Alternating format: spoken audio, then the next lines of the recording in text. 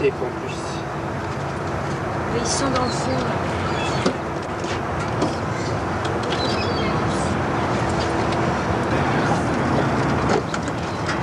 Attention, bouge pas la voiture.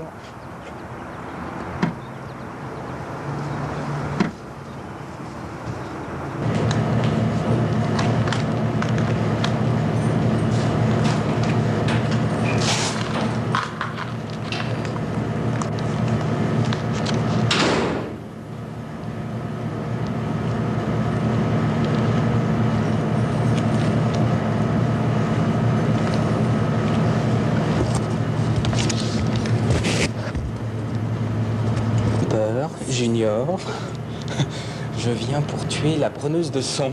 Où se trouve-t-elle?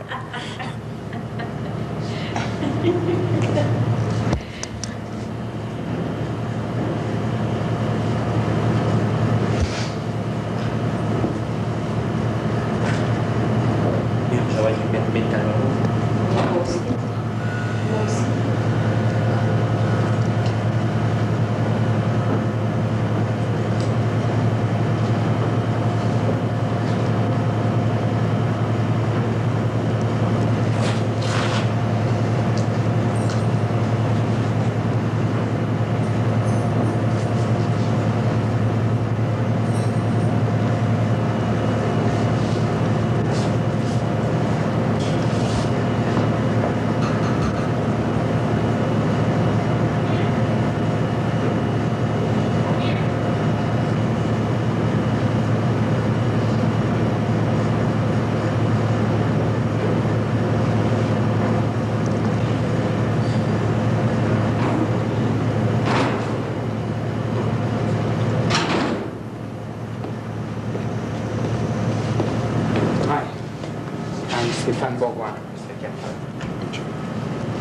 I guess I didn't even ask him that, just proffered the information. That he wouldn't hesitate a second to pull the lever on any serial killer, right? And I'm thinking, gee, he just killed me. You know? If you stop and think about it, if I were to have been executed in a timely fashion, they would have had absolutely no input. And they'd be scratching their heads about what makes a serial murderer tick. Other than the experts all jumping up to give their opinions, which you've been doing for a lot of years, and unfortunately they don't hit too well. They don't have too good of a track record. I'm not sure whose name. We need to put one specific name down here. Who should we? You feel me? Would include serial killer, obviously. Yeah, but obviously very few of them could if there was only 35 serial killers. No, they're talking about close to 100 right now. I was saying that 10 years ago. That wasn't John Douglas, Because you also have to include, no, I'm saying and his cohorts. Yeah. They were saying as a unit, the PSU was saying. And having come from that genre, in the having been locked up and through the dregs, and knowing some of those characters and watching how easy it was for me to stumble into what I did. I didn't go into it pre-planned or anything, but I couldn't believe that was a unique act. You know, that no one else could find that out, and that's just one avenue into it. Because, you know, while a lot of people can stereotype the type of criminal that a serial killer would be, society has to loosen up its belt a bit and admit that jailers, like at the Tucker farm down in Arkansas, who get tired of recalcitrant troublemaker inmates, take them out back and kill them and bury them, are serial killers. Different motive. But, so, you know, it's a wide range of activities that get included in something like that. They've had that 100 years ago in the Old West, where someone would set up a boarding house and people who came by never left. Whole families, individual travelers, would go on for years before they'd get discovered. But it's things I've read about. Yeah, and you had H.H. Holmes also in the 1890s and stuff. Yeah. Poisoners, people like that. Are we starting our interview, or? No, Would say, oh yes, I'm doing my time and I'm miserable, and they say, good. You know, that's not what it's about. Huh? Please. Uh-oh, we're getting serious now. I can tell. The tape is rolling. Could you tell us how long you've been imprisoned? Excuse me. This month is 18 years that I've actually been in prison. What were you convicted of? 8 counts of first-degree murder. And what was your sentence? 7 years to life, CC, that's called concurrent. It means all the sentences run at the same time.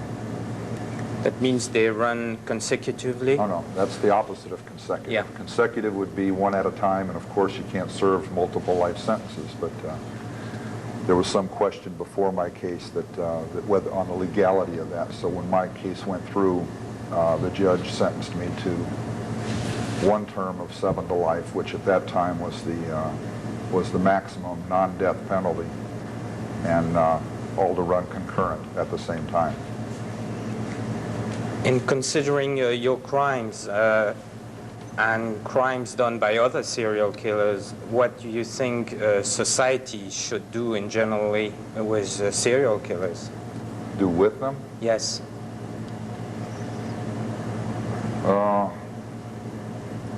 It's a difficult question to answer from my point of view because I'm obviously an involved subject.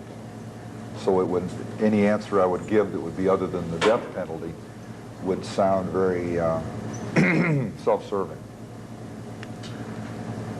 I look at people who on the surface don't have any redeeming qualities whatsoever. They don't do anything or say anything or behave in any way that would make your average person want to save their life, want to keep them alive, and feed them and house them and clothe them for decades.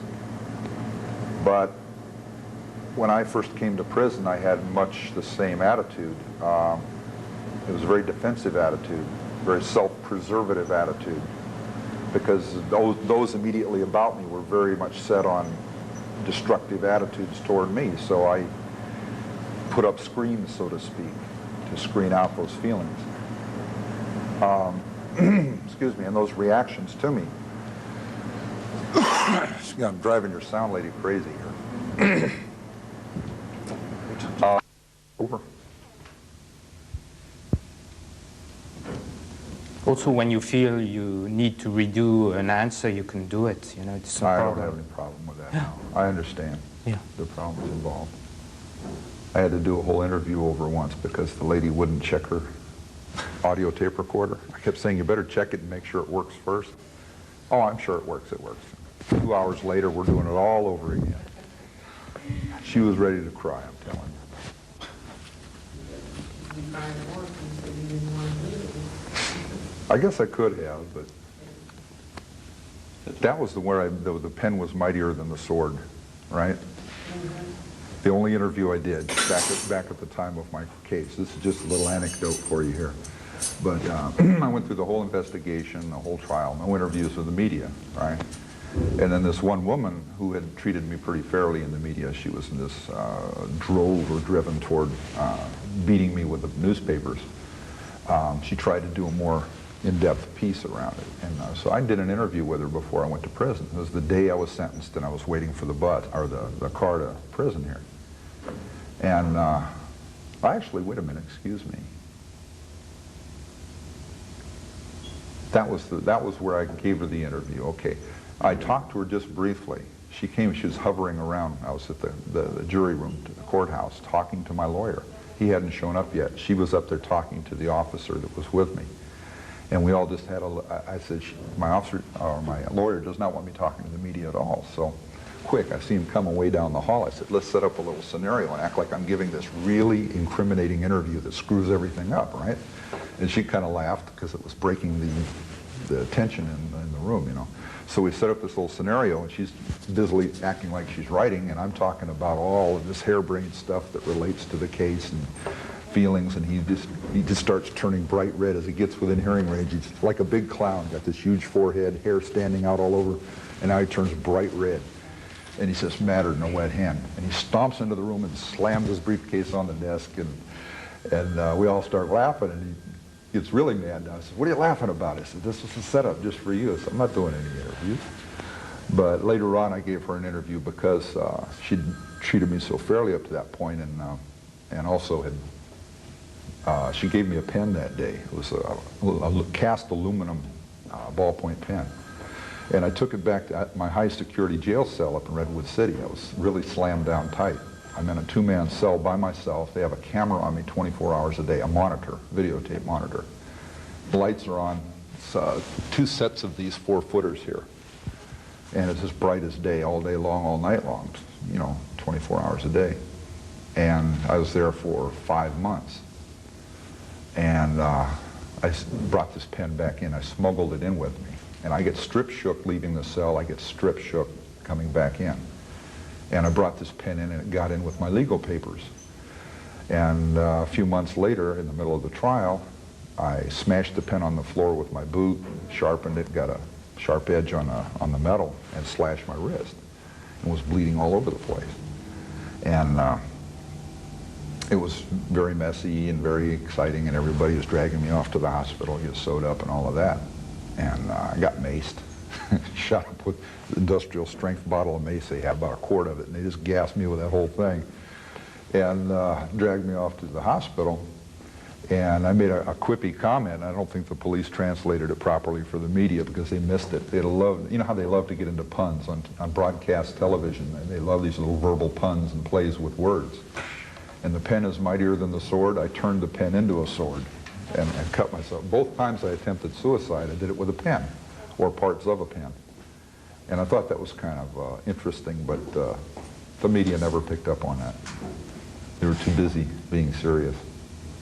But at any rate, At what point? once in my life I could see every aspect of my life, my crimes, who I was, how I really felt about things, without any defensive or protective accoutrements, was all gone. And it was fascinating to me. I was semi-conscious. Well, actually, I was conscious. I just, I couldn't get up and move around a lot.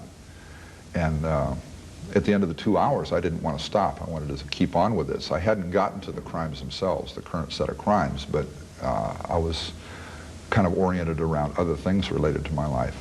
And I asked to continue on. The doctor didn't want to, so I insisted. So they were using an IV, and they shot me up with another 2-hour batch of this stuff.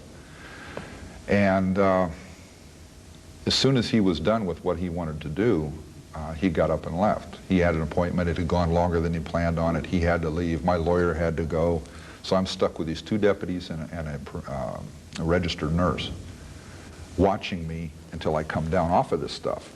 Well, when the doctor left, he decided to give me a shot of medicine to snap me out of this, is the way he put it. And I asked him what it was, and he said it was methadone, hospital-grade methadone, speed. And I've asked doctors since then, both medical doctors and psychiatrists, if that was an appropriate action, and they said absolutely not. They should have let me sleep it off.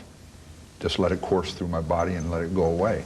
By amplifying with the methadone, it is suggested that the doctor knew full well it would put me through hell. It amplified everything I was feeling. It got me really drove, and for 2 days after that, they were trying to scrape me off the ceiling. They couldn't even talk to me. I was raving, I was ranting, they had to put me in a strip cell. I wouldn't go back to my regular cell. I refused, because there was television available there. I had a canteen, I had some food items in my house. I wouldn't accept it. And I went to a strip cell 2 cells down, where all I had was a mattress over a hole in the floor. And I was just on and on, 24 hours a day. The convicts or the criminals in the back that were locked up with me, they were in the tank. I mean, we were talking very casually about different things and fairly good relationships. And I put them all on what we call Front Street. I exposed all of them to all of the negative sides of our relationships and called them all kinds of cowards and punks and this and that and the other, because they were even talking to me. And that was when I made the statement that I should be hung upside down on the bars and beaten daily, right, for what I did. Because under the influence of those drugs, I was seeing what I did through other people's eyes. Not through mine. I won't say through other specific person's eyes, but as someone else would view it. Pure horror. Someone that had nothing to do with violence in their life would see it. I was completely unprotected, and that was an awful experience. And within hours of coming down off of that stuff, 2 days later, you know, I wasn't making comments like that. The defenses were back in place. They were a bit ruffled. It had been an eye-opening experience because it gave me something I'll never forget, you know, some perspectives on my case that I'll never forget, some anxieties on my case I'll never forget. And all I can give you to gauge it by is that when I went into that hospital, the nurse came out, and she was the typical battle axe professional nurse, been on the job 20 years, great woman with the wheelchair, severe stern face, and she's looking at me with razor blades. She could just dice me up in a second without thinking about it. She's really having fits. You know, I'm in the chair, she wheels me inside. 5 hours later when I come out of there, you know, she's wheeling me out, and as I'm getting into the car, I got this tortured look on my face. I've been crying, I've been tearing at myself, and she looks at me with this very compassionate look, and she says, "Good luck," because she got a good look at what was really inside. That she was already aware of the evil I was capable of, and the horror that had happened in the case, and now she saw a lot of my real feelings, and her knowledge of chemicals and medicine and treatments and all of that, she knew I wasn't faking. And from her, I got a good luck, you know, and she was serious. Never seen her since, but then ironically, the deputies that were stuck with me that day, trying to wait out this fit I was having, this rage, because they hadn't anticipated that, but they just tried to figure, well, we'll keep, he's so outraged right now, he's so drove, let's just keep him here until he calms down a bit, and then we'll take him back to jail. But I didn't calm down. It just kept going on and on and on and on.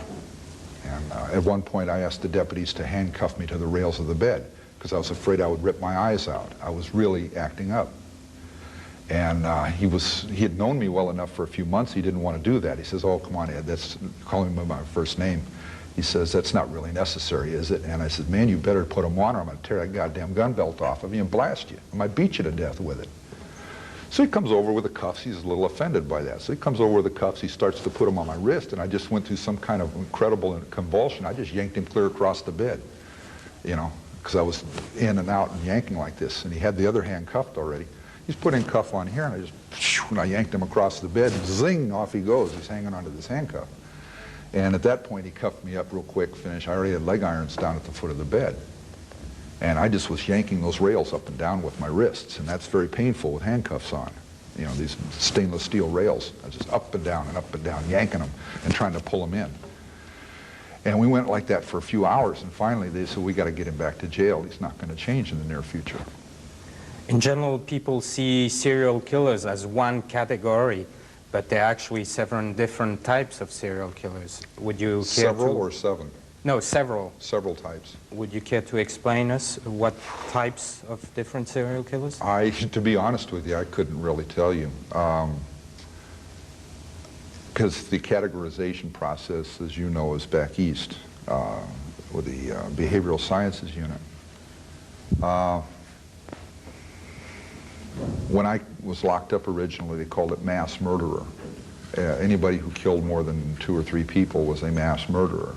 And whether it was all at one place or over an extended period of time. And then in the early 80s, they came up with this differentiation called serial killing, which was living 2 lives, basically. If one orients to the negative side of that living, he would say this person was living a cover life that was wrapped around doing those crimes, and that which couldn't be very realistic. Someone doesn't live their life to murder people. Their life was not set for that from birth. From my point of view, what I saw was there was a great hole in my life. There was a lot missing from my life, and it didn't necessarily mean feelings. It meant I had walled off this emptiness in my life. Okay, I had an upbringing that was some have called dysfunctional. Okay. Parents divorced when I was young. My mother started drinking heavily. She was working to raise 3 kids. We were not being cooperative about it. She drank more. She punished us harder, probably out of desperation. So character sets were being developed at that point rather than me going to Boy Scouts and getting achievement badges. I was not going to Boy Scouts and not getting achievement badges. I was finding devious ways to get around the rules of the home, because the whole home life, I watched it deteriorate from what typical kids on the block were doing to coming home from school that I didn't like anyway. And ironically, I have a high IQ. I didn't know that till I was locked up the first time for murder. I always thought I was a little missing up here, a little short. Because I was always called stupid, I was called slow, don't you think when you do things? That was the problem. I wasn't thinking when I did things. I just did by rote, I did by memory, I did by example. And I had absolutely no faith in myself at all. I had no interaction going on in my own mind. I was not a thinker. I was not an individual. I had a teacher in the 9th grade who changed all that. He made me think. He would not tolerate my not thinking. He was an art teacher. And it was a devastating experience for me, because there were gears in my head that were just rusty and they were barely moving or not at all. And that's when I found out that's what the state of my mind's functioning was. I didn't think. To the point of he points at a stapler on his desk and says, "What does that say?" And I looked at it and I said, "Silver line." He says, "Look again." And he's raving at me, and I look and it said swing line. All I had to do was look at it and read it. But I glanced at it and threw it back at him out of panic. So he made me think, and he gave me puzzles to work out in school in my class where I had to resolve these to continue on with the class. I had to think. I had to use abstracts. And after that started, that became fascinating to me, so I got more and more involved in thinking and about my surroundings and things like that. But by then I was locked up. But what was your relationship with your sister? Which one? I have two. Yes, the one you was playing strange games of death with her, with one of your sisters. My younger sister, yeah. My older sister was 5 years older than me, so she was off with her friends and in a distant relationship. My younger sister's 2 years younger, and I developed some morbid games. My life had started going that way at about 8. We lived in a house where there was a basement. Some people think there was a trap door on that basement. That's not so. That was a different house. It was a walk-in basement, but it was in Montana. It was a full basement, had granite walls, hewn wood floorboards, and it looked like some old dungeon out of a castle or something. I was 8 years old, 7 and a half, 8 years old, and then I was very susceptible. My imagination was very livid. And there was an old furnace in the basement that had been converted from burning coal to burning coal and wood to burning gas. And that was, it had a central heating system with your typical radiators. And if you've ever lived in a home like that, you know the binging, the clang, the pop, the rattles, the weird sounds in the night that can be spooky to a kid. Well, at a certain time of the evening, the family left the center room, the living room of the house. My mother and my sisters, or my sisters themselves, would go up to bed upstairs, where I used to go to bed, upstairs. I had to go down to the basement. And an 8-year-old child had a tough time differentiating the reason in that. Why am I going to the basement? I'm going to hell, they're going to heaven. Earth is the living room. I'm going down to deal with demons and monsters and ghosts and all the things that scare me. They don't have to. There's a house with 3 women and 1 male, 1 boy, me.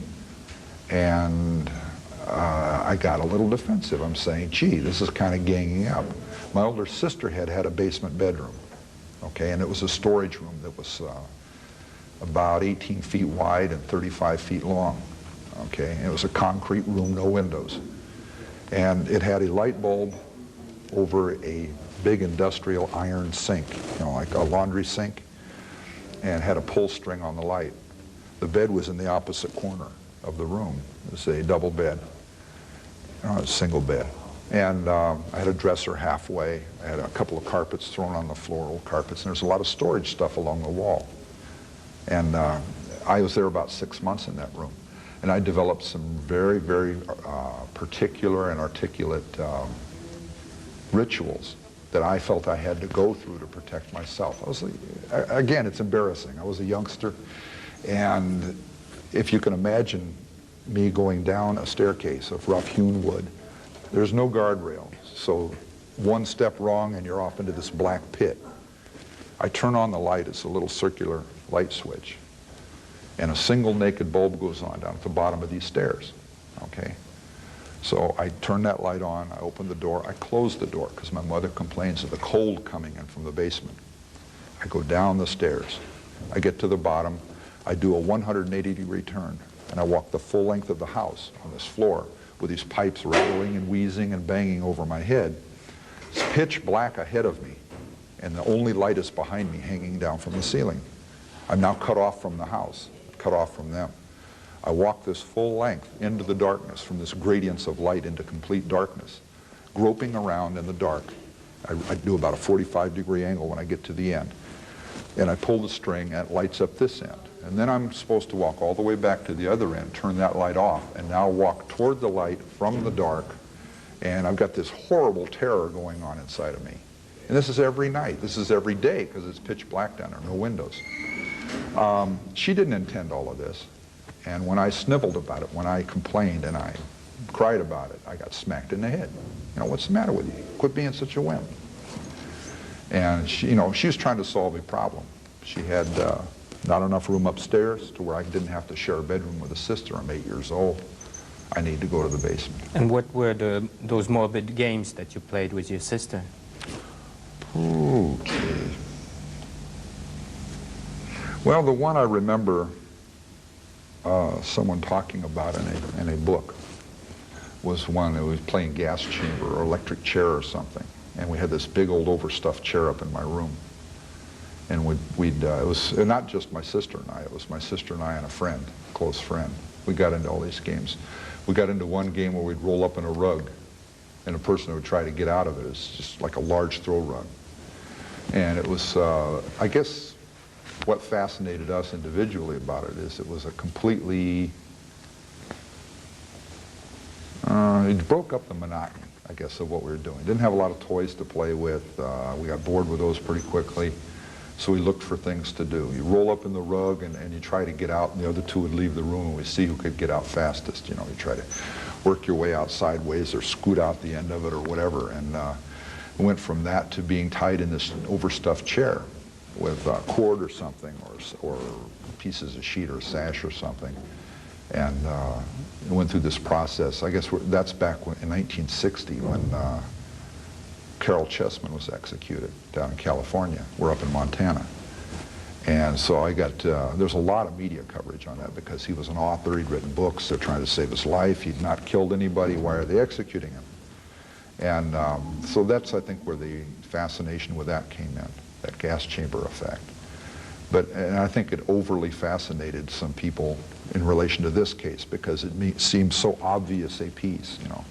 I'm preparing my mindset for doing deathly kind of things. Another obvious piece would actually be, I don't know if the story is true, that you beheaded one of your sister's doll and cut off the hands of the doll. It's interesting you bring that up. I had a cap gun. It was by Mattel, right? Fanner 50, it was a very fancy cap gun. I got it in New York City. I went there for one summer with a cousin.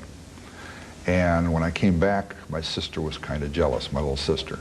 For years, I never really put any value on what happened, tried to, you know, figure out beyond the obvious what happened in this scenario.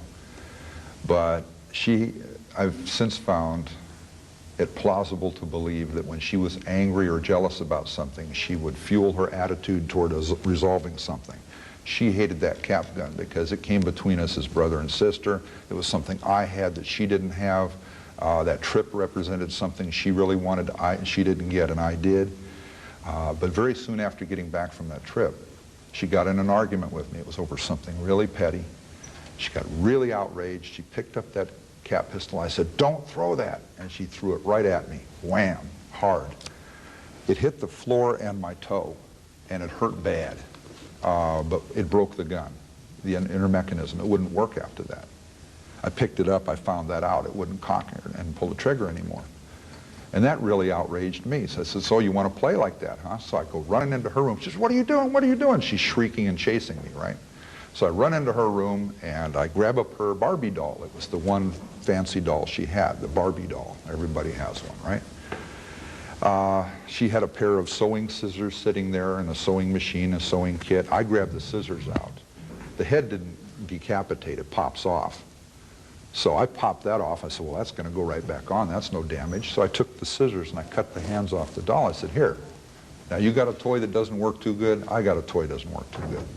That was my attitude. It wasn't quite just me going and, dismembering her doll. Again, I think that's a little bit too quick an assignation. It's not me to judge these professionals, but when they look at me here on Monday morning after the football game and they say, gee, here's all these little parts of the puzzle, oh, this indicates what he was going to do. And if that's the case, I want to know about the teenage kid or the preteen kids and the puberty, the pre and post-puberty kids. They're going through these raging moods and attitudes that go out and kill neighborhood cats. They hang them up from a telephone pole or hang them up from a tree, shoot them full of arrows and set fire to them. I was reading about that in Dear Abby. Where are those children today? Are they serial killers? Or are they police chiefs and mayors and aldermen and assemblymen?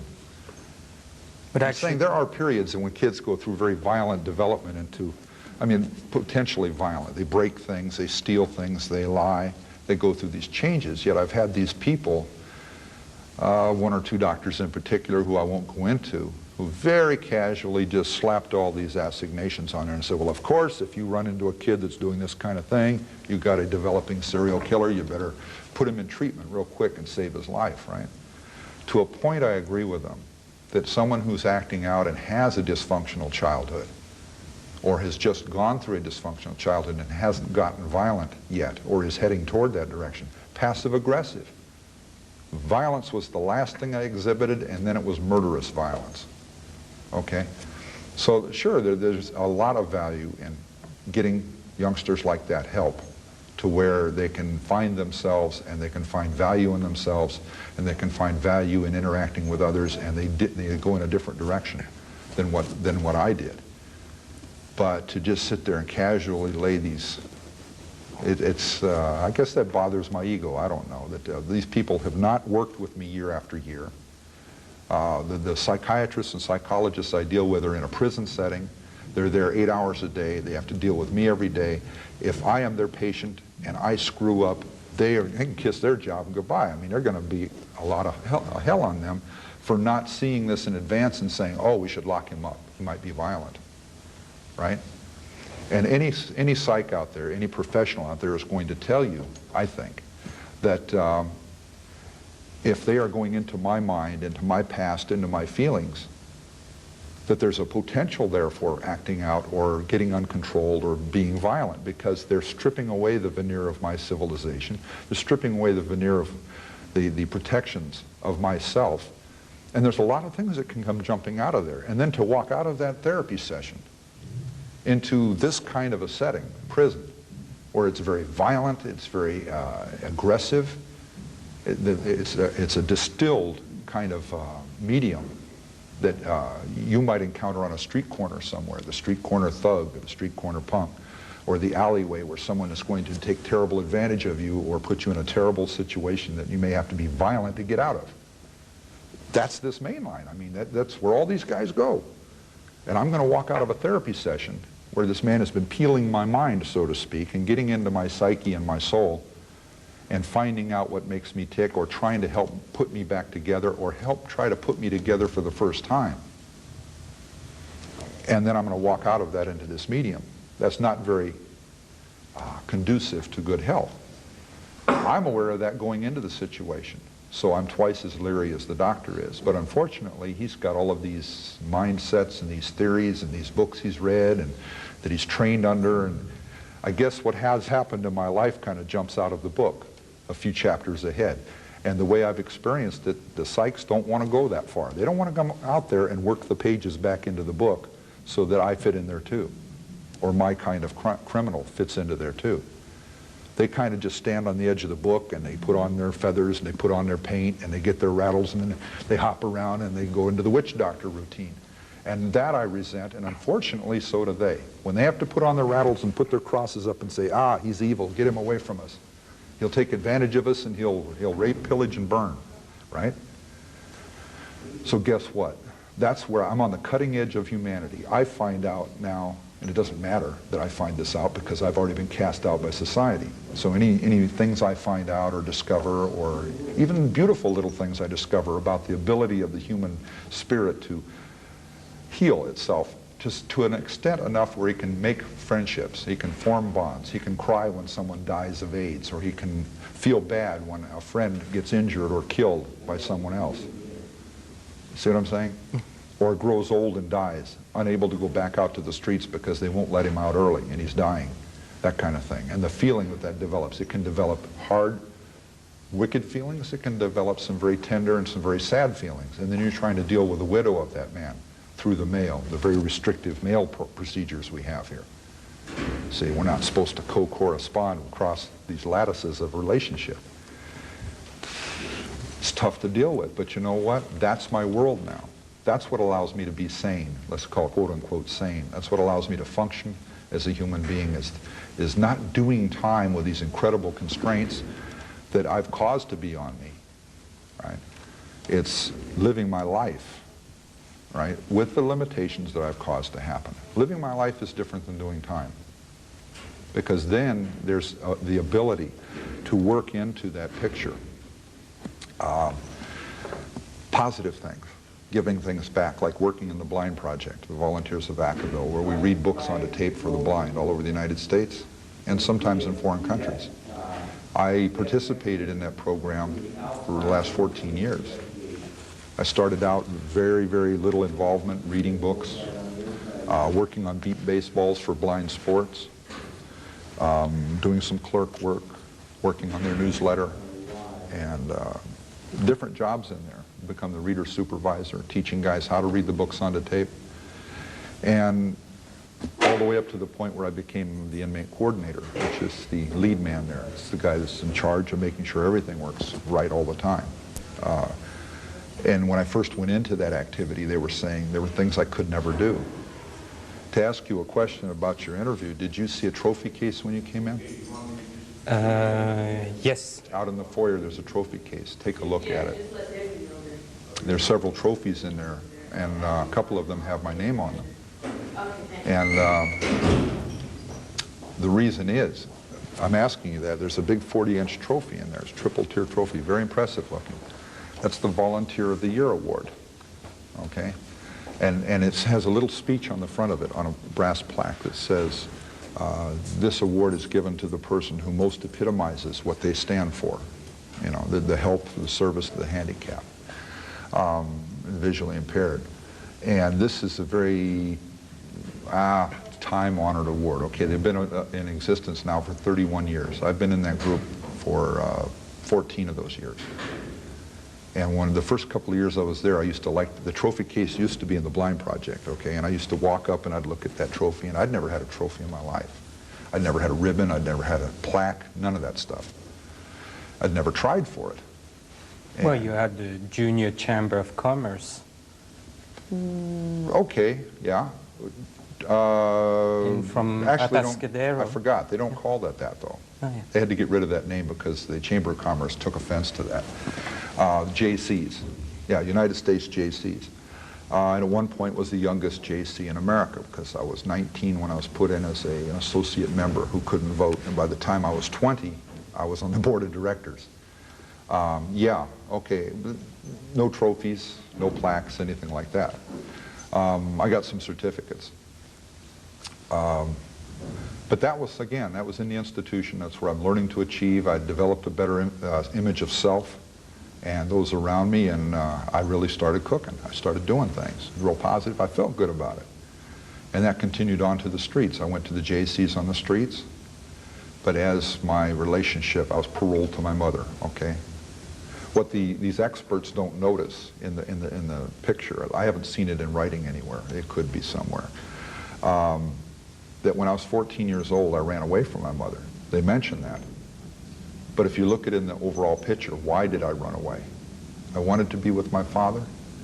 That's a very topical approach to it. I wanted to get away from my mother because I was dreaming, thinking, fantasizing murder all day long. I couldn't get it out of my head. She and I couldn't battle with her because I was very intimidated by her. She's 6 feet tall, she weighs 2 1/4. 225 pounds. She's not a fat woman. She's just this great big woman who I was terrified of. She had verbal capabilities you wouldn't believe. I used to watch her field strip grown men in emotional little contests. And when they get to a point where they wanted to smack her, then she started attacking them on beating women. Oh, slap the woman around, you know. And then she'd toy with them on that. And I'd watch these guys dance around the room having fits, knocking out windows, punch a hole in the door, and stomp off. And she could control people like that. I'm sitting there watching that in awe from the one point of view and in terror from the other. I grew up with this stuff. She did that to my dad when they were always battling before the divorce.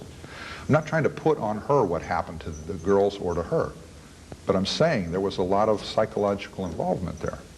Did you feel early on? I got it in the legs. One time I turned around shrieking and she hit me in the mouth, and the little keeper on the clasp flew off, little silver buckle thing. And she smacked me. This thing breaks off on my mouth, right? She hits me across the face with this belt and says, "Shut up, the neighbors are going to think I'm beating you." I'm looking at her, what? You know? I'm not supposed to cry out, which is a natural reaction to these great red welts that are going on me. I was a little shit. I got rude downstairs. She took me upstairs and beat the hell out of me. I would like to think it was a better part of my character that was resisting this kind of pressure to fit into some mold that she had the image of as being the good little kid. I'll be damned if I'm going to be that good little kid. I'm getting the hell beat out of me for not being that little kid. I got I don't know what you call it, resistant to it. But again, it's not in manly ways or in prideful ways. It was sneaky, little devious ways. I'd get around that. And one of the ways was she won't give me an allowance. I'll take money out of her purse. I never robbed her, took all of it. I'd take a dime here, a quarter there, 15 cents there, 50 cents here. She comes in drunk at night. She's not going to know how much change she has. So to rebound on that, she started counting her money at all kinds of odd times to keep on top of me. And it was like a game we played for years. At the age of 13, she finally lets me go visit my father, okay, down in L.A., where I was born. I'm in Montana where she was born. I don't like Montana. It's cold in the winter, it's hot in the summer, it's miserable, and the people up there are nice people, but hey, they're not my people. That's what I'm saying now. I wasn't viewing or voicing those things then. I was feeling them, but I didn't know how to put them into words. So I finally get to come down and see my dad again, down in L.A., all right, 1 month. I never touched her purse again. That scared her. That really bothered her because she'd beat me halfway senseless with that belt, trying to impress, and in terror tactics. Okay, we're going to eat dinner and I'm going to beat your ass afterwards, you know, so I can think about it for a half hour. Or after some little thing she's doing. And she tried psychological tactics. She tried, I'm going to put you in an orphanage, I'm going to disavow you, and none of that shit worked. So I go see my dad for 30 days. And my stepbrother and I, we go out and mow lawns. We say, "Gee, Dad, you know, you're going out to dinner tonight, can we go someplace and eat?" And he says, "Sure." He'd give us a few dollars. We'd go down to some little diner down the street. He treated us like little men, like he wanted to be treated by his, he came from a matriarchal household too. I guess if you know how that stuff runs in families, right? Matriarchal household, the son goes out and finds a mother image and marries her. Well, I didn't know all this stuff back then. It would have made a lot more sense, right? But I got this domineering grandmother on my father's side. I got this domineering grandmother on my mother's side who died before I was born, but now she's reincarnated in my mother and her sister, my aunt. They're two very domineering, very aggressive, very successful women. Okay, so these two women are in terrible conflict with each other, competition, you know, and they didn't get along at all. All right, so I'm in the middle of that, trying to find my way, and I go stay with my dad, and I can only say he reflected back on his childhood and said, "Gee, I wish I'd been treated this way." So that's how he treated me and my stepbrother, and we responded to that.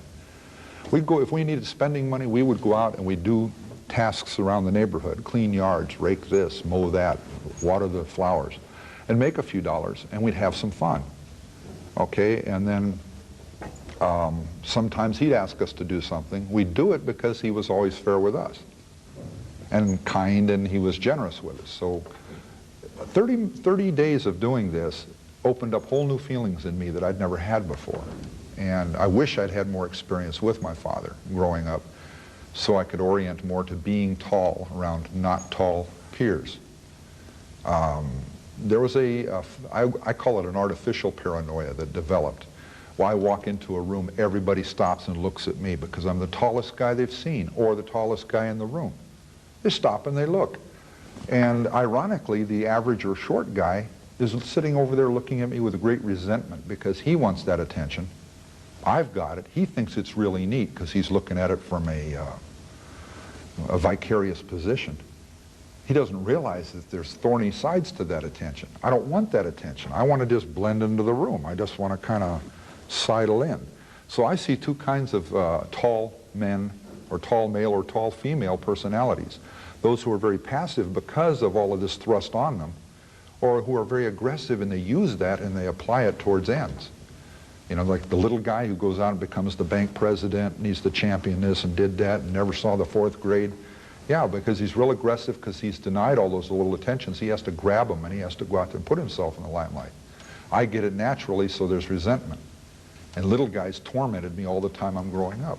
Did you feel like an outsider, an outcast Always. early on? I always felt like an outsider, and it's again because I didn't ever fit in. I'd moved around a lot, for one thing.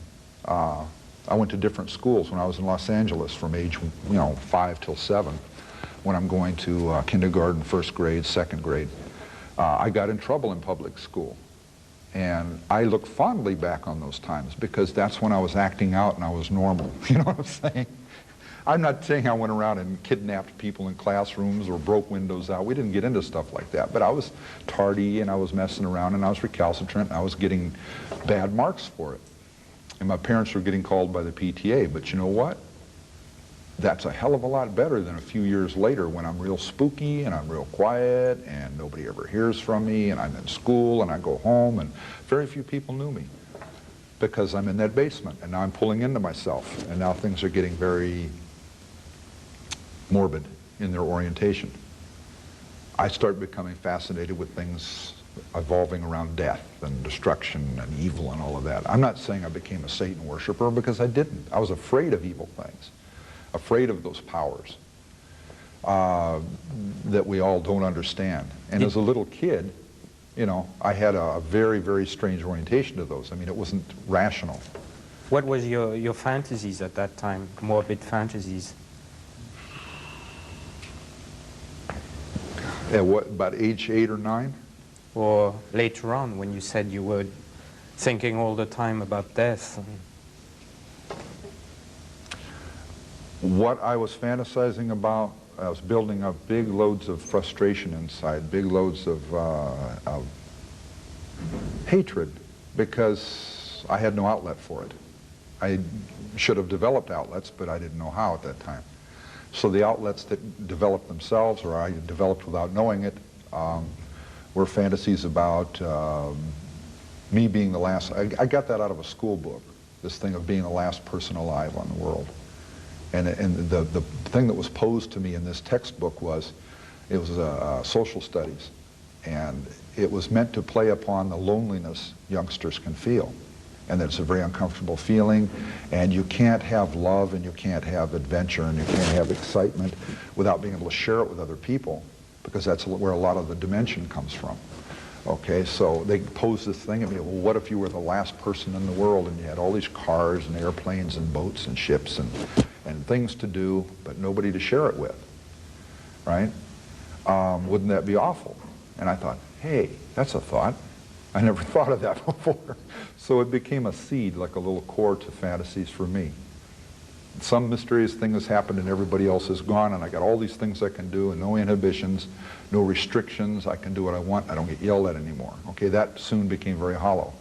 So I built upon that and added to it. Well, people were still around, but they were inanimate. They couldn't affect me. They couldn't hurt me. And then it went further and further and further until finally, by the time I'm reaching puberty, I'm approaching puberty, and I'm starting to sense myself, and I've already been accosted by a girlfriend, not sexually, physically, but emotionally. She's trying to, you know, she was a little ahead of me. We're the same age, but she was pretty aggressive, and she's a beautiful young girl. But I wasn't ready for that kind of relationship, and I was scared by it. She kind of cowed me into backing away from the relationship altogether because she wanted to get physical. She wanted to kiss and to neck and to smooch and imitate what she saw in older kids. And that kind of terrified me because I didn't understand the feelings inside. At one point, your sister teased you also about a woman school teacher. And you said if I wanted to kiss her, I'd have to kill her first. Yeah, that had been a, you can imagine how that goes, deep dark secrets that one sibling shares with another. It's troubling inside of me, so that was from that period, that more advanced period where people were still there, they just weren't animate. They could not react or respond to what I was feeling or what I was sharing, because what I was sharing was very embarrassing, very humiliating. It's hard to talk about now, really, because it's obviously it affects how a person feels about himself. But it's not too hard to get around that, because then I look at the wreckage I have behind me, the dead people, caused by my self-indulgence in fantasy life and then my self-indulgence in not doing something about it, like getting help or taking action against myself even. A lot of people committed suicide at early age, and they don't understand why, you know. And a lot of times, again, by troubled parents and school counselors, they'll water it down into, well, he couldn't adjust and he was having a difficult time, so he took his life. I would not want to say too casually that they're probably pretty lucky he did. Not in every case, not even in most cases, but in some of those cases, you might have had some very inwardly violent young people that they had on the one hand the prospect of they're about to act out, and on the other in a very violent way or a very unsocial and socially abhorrent way, and on the other hand they keep holding it in, you know, and they say, I can't do that. So they, you know, sometimes they kill themselves. I played with death. One of my favorite tricks back then was to go out and lay in front of the cars, in the traffic. I'm walking down the sidewalk with a friend, you know, it's a roustabout friend. And we're clowning around about something, and I'll say, hey, check this out, and I'll go lay in the street. Like a stiff. I'll lay in the street like I got run over. And a car comes driving by, and of course I'm expecting this guy isn't drunk. I'm expecting this guy isn't slightly demented and say, hey, there's a kid laying in front of me. Yeah, it's his fault. Thump, thump, you know, and just shift gears going over me. They always stop, and they jump out of the car and get all upset when I get up and walk off or run away. And, but it was a little game we played. He didn't go lay in front of the car, so I was doing that.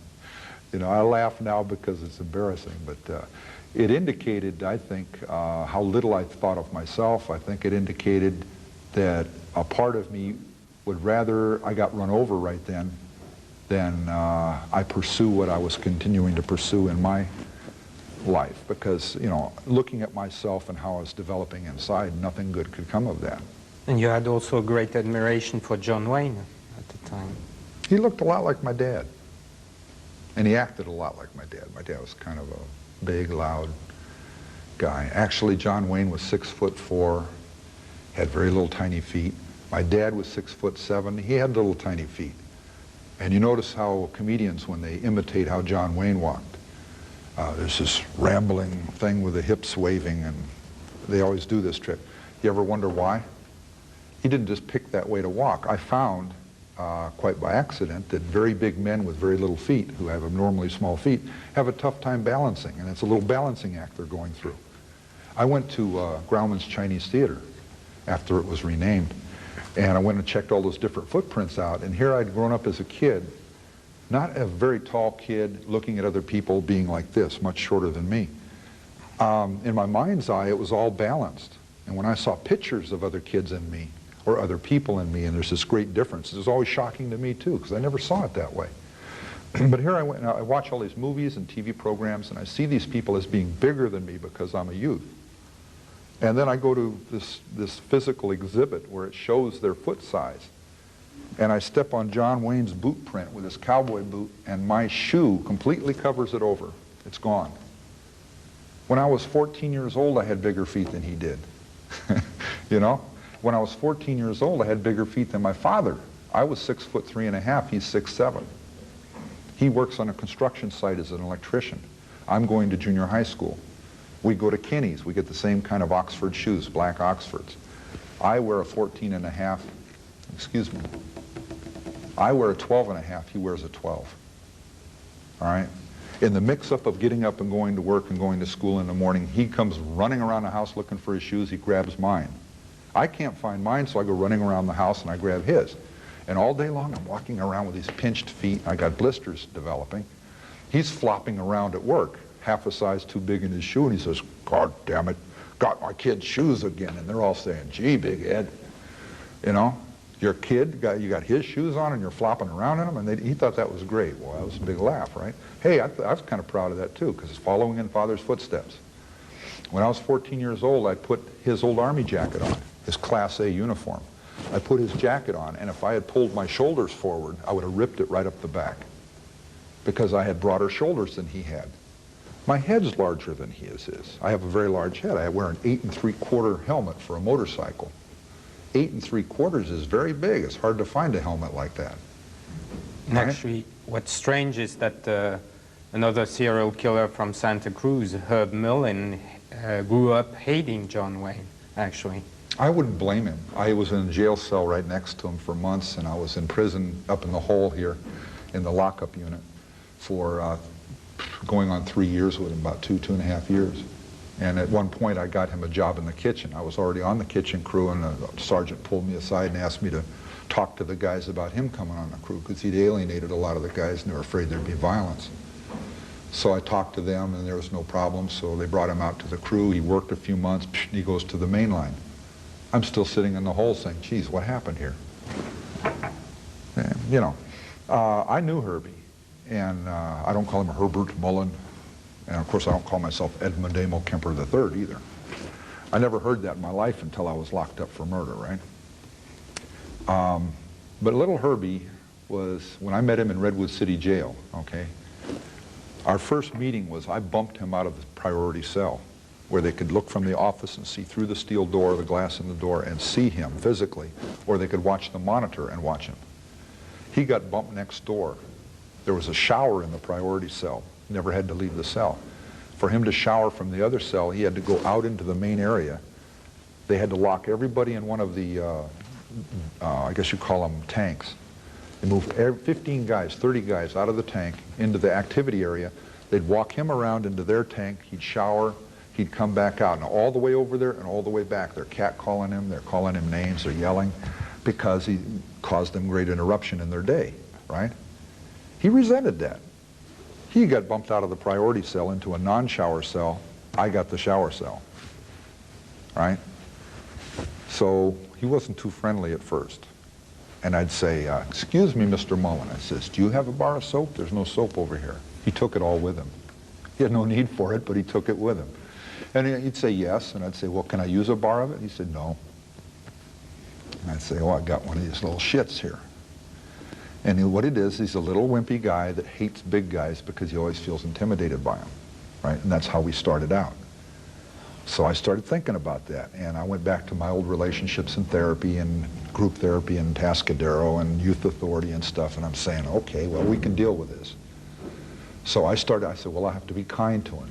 So I found out something he liked. He loved Planters peanuts, the little bags of peanuts, shelled peanuts. And so I bought 20, 30 bags of them. I didn't care for them myself. And I offered him some one day. And they were both on camera 24 hours a day. So I said, "Herbie, would you like some peanuts?" And he'd say, "Yeah." And I'd say, "Oh, I got to him, right down to the inner core there. Yeah." This little childhood thing comes out. And I says, "Oh, here." And he was fascinated by this thought of, gee, he's just giving me some peanuts and I didn't do anything for him. I don't know him. I'm not being nice to him. Why would he give me some peanuts? So he comes over to the bars. We can't even see each other. And I reach out with these peanuts around the side.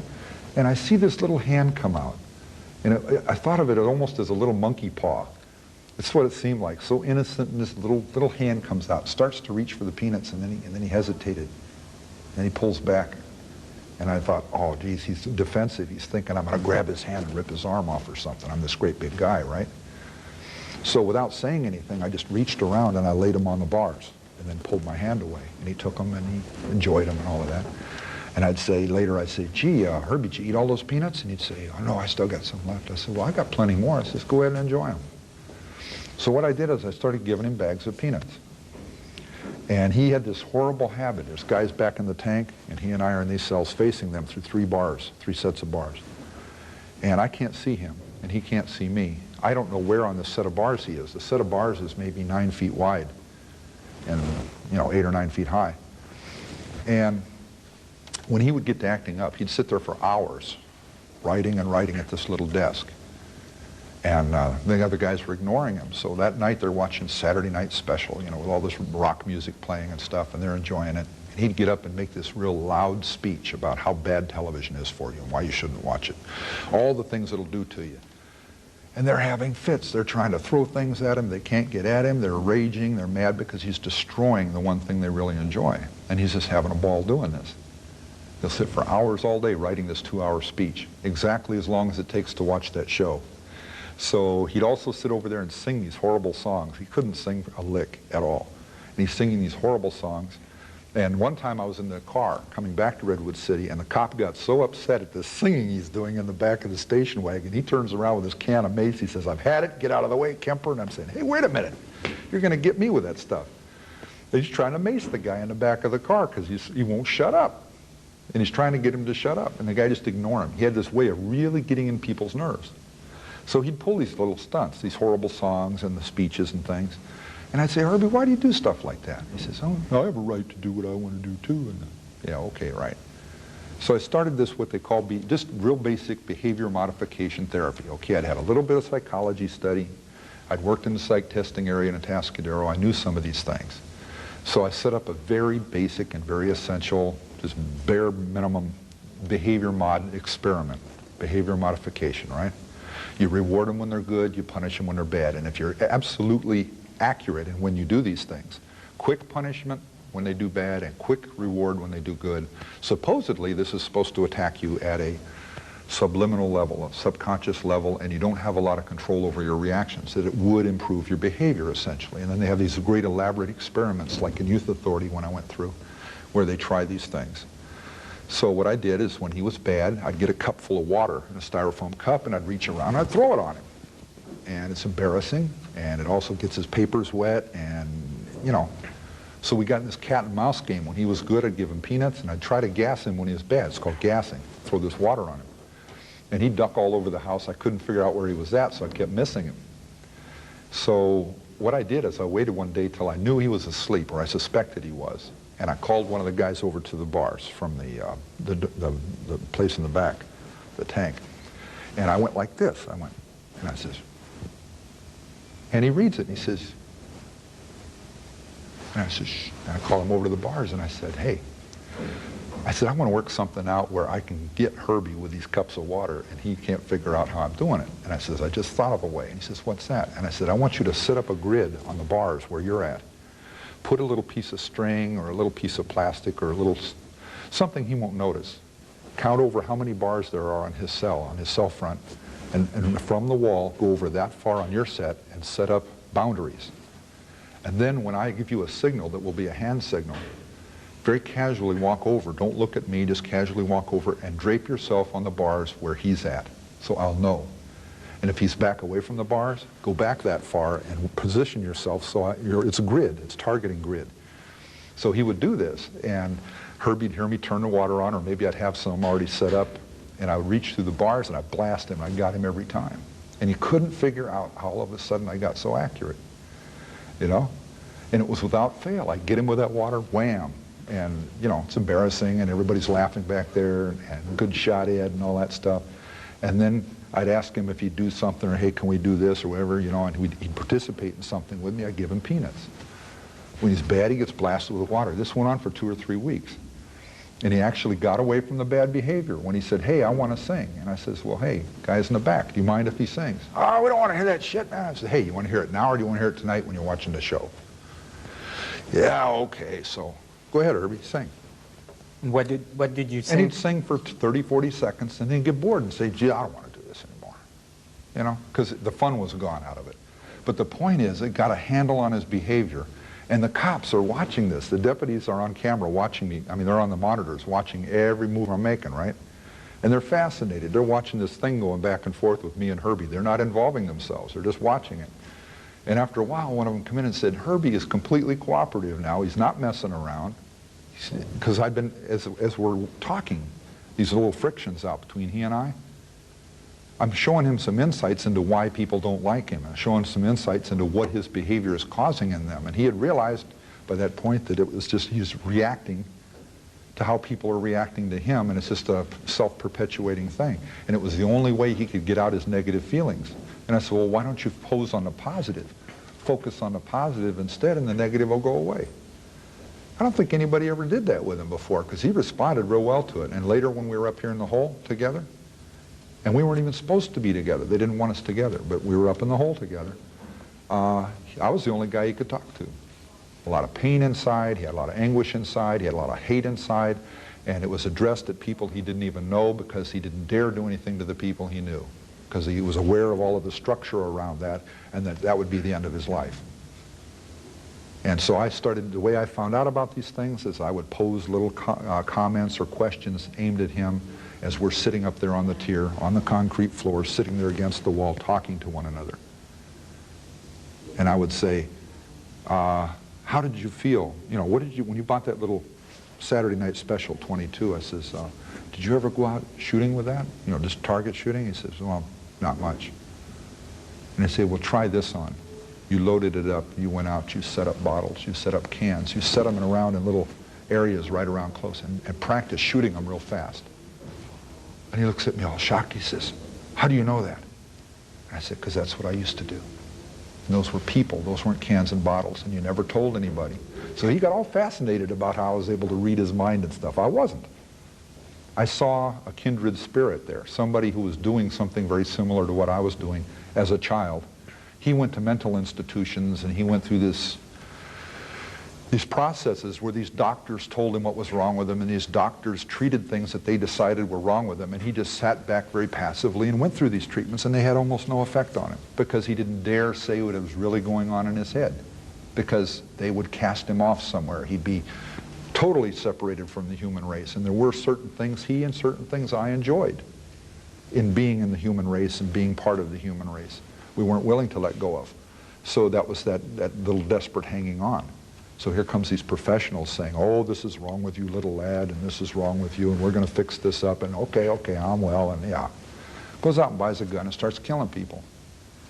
And I talk about what happened when he killed those people. Oh, they fell dead. And I said, no, they did this, they did that, they gurgled, and some of them kept moving like you hadn't even shot them, and you shot them again. And he says, how did you know this? You weren't there. And I says, I know. I never told anybody that. I know. I was there on my own trip. I know what happened. Herbie, don't give me that bullshit about earthquakes, and don't give me that crap about God was telling you. I says, you couldn't even be talking to me now if God was talking to you because of the pressure I'm putting on you right now. These little shocking insights into what you did. God would start talking to you right now if you were really that kind of ill, because I grew up with people like that. Where?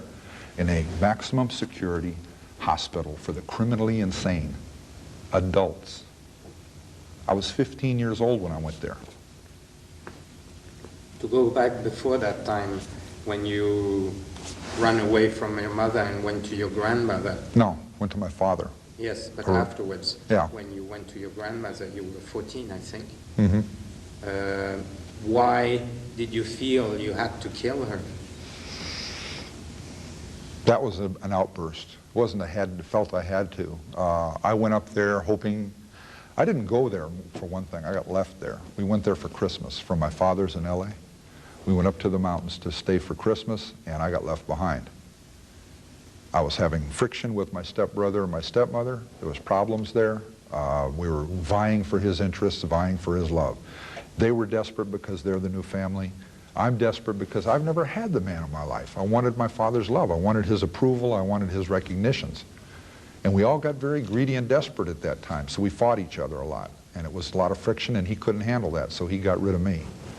I was old family. I was already failure, so, you know, I got parked up in the mountains. There was a lot of dressing on it and window dressing and things, but I was up there with them for 10 months. At first it was okay. because it was the calm of being away from Montana. There wasn't the hellish stuff. I was going to a good school. As the months went on, the veneer went away. My grandmother had made agreements with me from the gate that she wouldn't get into little humiliating mind games with me like my mother and stepfather had done, right? And I agreed I wouldn't do certain things, and then this mind game stuff started up. She decides she's going to raise me like she raised her 3 sons, and she's going to get rid of all this negative crap that my mother put on me. She's recognizing it as something my mother put on me, and I don't know that it wasn't. Some of it was. But a lot of it was my inability to deal with complex, critical, psychological situations. I could not deal with them. So I resisted it. I ran away. That was my answer, to run. I ran from the people in Montana. I ran from my mother in Montana. I let my father park me up there to get away from the strife in LA. Now I'm stuck. All the bridges are burned because my grandparents are there 24 hours a day. I can't run from them. She never let me get out of her sight for more than an hour without yelling my name out to see where I was. She was convinced I wanted to go down the mountain into town, Little North Fork, to hang around with kids, rowdies and stuff, and be a juvenile delinquent. So she would never let me go down there on my own. She'd never let me leave the property. And it started simmering, I guess. It started building, the passions and the tension. I started developing the fantasies toward her from my mother, killing her. And the decapitation fantasies were even there. They were in place by then already. And, what were those fantasies? What were they? No, yes. Possessing the severed heads of women. Men didn't turn me on. That wasn't I couldn't appreciate the appearances of a guy. I see movies as a youth, and I'm seeing, this was not common, but it was a frequent feature in some movies where they use a shock effect. They'll have someone get their head cut off, or there's a head sitting there when they come around the corner or open the drawer or something. And it went from, that got caught up in my morbid fascination. I made a comment and someone wrote about it that when I was young, I was about 8 or 9 years old, I went to this little come-on. It was like at a record store or something, and they had this crowd of kids there, and there was a magic show. And this guy, you've probably seen it, the fake guillotine, hand pressed, and they put the potato there, and someone puts their neck in the brace, and they slam this thing down, and the potato down below chops in two, but the person's head doesn't fall off, right? And everybody gets very fascinated by that. Oh my God. And then when he puts the blade in place and he pushes it down, it goes through that neck hole. But it never chops anybody's head off. Okay, so he wanted to volunteer out of I'm not standing in this crowd watching this show. And he wanted to volunteer out of the audience. And some quite beautiful little 16-year-old girl gets up there and this big laugh and you're all giddy and stuff. And I start getting caught up in this. I said, wow. Right at that moment, I departed reality because logically, I should have been able to ascertain that that could not happen. You're not going to get away with chopping somebody's head off in the middle of, in the middle of Helena, Montana, the capital city. But the concept of it was so raw and it was titillating. I says, wow, gee, I got to watch this. And he had her girlfriend come over and put her hands there to catch her head so it wouldn't fall in the basket, you know. And he was making jokes about this. I got caught up in this interplay between normal concerns. You don't want to get a bump on her head. Well, hey, if you're chopping her head off, it doesn't matter, right? And this is catching in my mind somehow, and I'm saying, wow. And naturally, everybody let out a shriek, and they're all excited, and oh, wow, and as he chops and the potato falls and her head doesn't go anyplace, and he unlocks the brace and she gets out laughing and he gives her some little prize for coming up and participating in the experiment. That's the first time I'd ever seen a show like that. You know, you see things like that on TV, it's one thing, but to be there and watch things like that, you get more caught up in it. And I went from there. That became another piece. That's the only way I can really, the only event in my life that I can align that fascination with was the fact that she was a very alluring young lady. I'm coming close to approaching puberty. I think I hit it a little early because between the ages of about 10 and 13, I was going through some incredible emotional shifts. And they say that going into puberty for young men and girls, I guess, is a very, very upheaving time in their lives. And without a lot of positive input from parental or adult figures, it can go in some really wild directions. In my case, it was embedded in this negative orientation thing. I would go back to my basement bedroom and I would fantasize to protect myself. I'd go off into fantasy worlds that got vengeance on my enemies. It got even with the bullies who picked on the kids and me in school. It got even with someone who slighted me. Even adults, I mean, they talk in various relationships how we have our darker side, and there's things that you have thought, as an example, that you'd never want to share with anybody because they're so cruel or they're so unspeakably out of sync with what's going on that you would be too ashamed to share it with someone. Like, boy, I'd like to knock his head off, or I'd like to kill this guy, or she's such a bitch, you know. We all do that. I didn't know that. So I'm adding to the problem, the impetus of this negative orientation. I must be really evil little kid because I'm thinking all these horrible things. I was thinking of them in increasing amounts and increasing frequency, so it's a kind of conditioning. And negative conditioning that I wasn't aware of other than effect. I noticed that if I worked on a certain scenario, a certain kind of patterning in my fantasies, right, after a while it became numb, it became insignificant, it became not enough. So I had to add embellishments to it, a new level. And it just, very subtle, but over many, many years, it just kept going more and more. I've known young people that I've been able to talk to honestly, and knowing them well enough and friendly enough over enough years, share with me, because it was of real importance to me, to know where I dove off the deep end. And they would admit that sometimes they went off into happier orientations. They had a period where they went off into some real morbid or negative fascinations, but they grew out of it, quote unquote, grew out of it. It stopped providing a service that they needed. It stopped filling a hole or a gap, or let's say an adult came along and started sharing something with them or showed them a new avenue of acting out that completely obliterated that need or vacated it, and they let it go. I didn't. The adult wasn't there. My mother was there, and she was there to beat me. She was there to humiliate me. She was there to use me as an example of how inferior men are. And that was a great little lady there. She kind of preceded this female movement we have now of getting rights, of getting equal rights, of getting equal standing, of getting equal presence in various theaters. But actually you had experimented... Oh, I was finding out the hard way what women's rights and women's antagonism. I mean, women are drove about things like that. They get upset about the belittlements they get and the lack of equality that they have, that they experience. Unfortunately, my mother developed, and it's not fair to talk about a dead person that way. They can't defend themselves. They can't give you another perspective on what really happened. I can only surmise to try to be fair. Looking back on it, I'm seeing that she was making an effort to balance her pain with what she was experiencing. And if you look at her dad, he's a wimp. He never did anything. Mom did everything, you know, so she orientated toward her. So she comes out doing that stuff. I find out in sociological studies and psychological studies that's normal. Not necessarily healthy, but that happens.